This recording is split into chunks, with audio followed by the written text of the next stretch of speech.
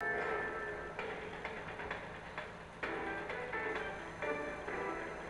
now, he's banned in Britain. When you beat your wife, you should not beat on the face. So why is this controversial Muslim preacher coming to speak to thousands in Toronto? Toronto parents making new plans for dealing with the latest G20 headache. The risk of severe thunderstorms headed for the GTA tomorrow, and what does Father's Day look like? I've got your full weekend forecast coming up. And England sends its GTA fans into agony. Good evening, everyone. A controversial Muslim preacher is still preparing to come to Toronto in exactly 2 weeks to kick off a cross-country tour. But today, that same preacher has been banned from entering the United Kingdom because the British government considered his views to be too extreme. Our John Lancaster is tracking this story, one you'll only see on CBC News. John? He may be extreme, but apparently Dr. Zakir Naik is also very popular. Right now, he's gearing up to preach to some 12,000 of his followers right over there, the Metro Toronto Convention Center.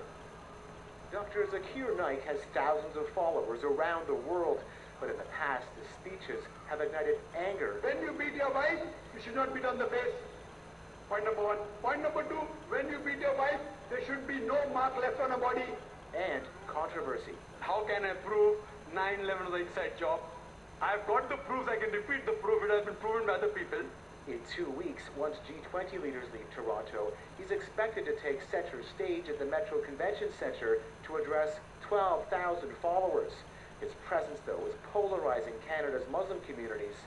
Syed Sohrawardy is with the Islamic Supreme Council of Canada.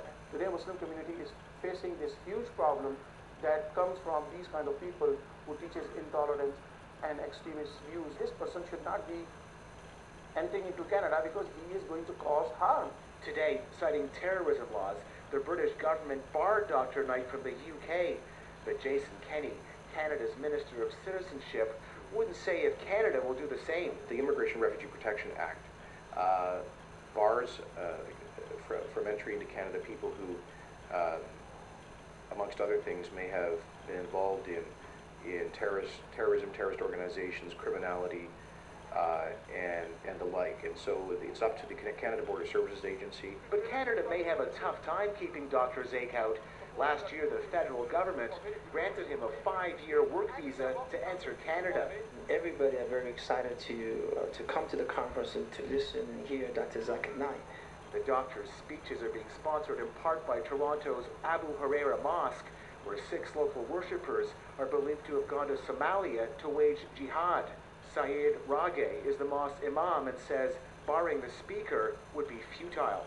We don't like people who are extreme, and we don't think Dr. Zakir Naik is extreme.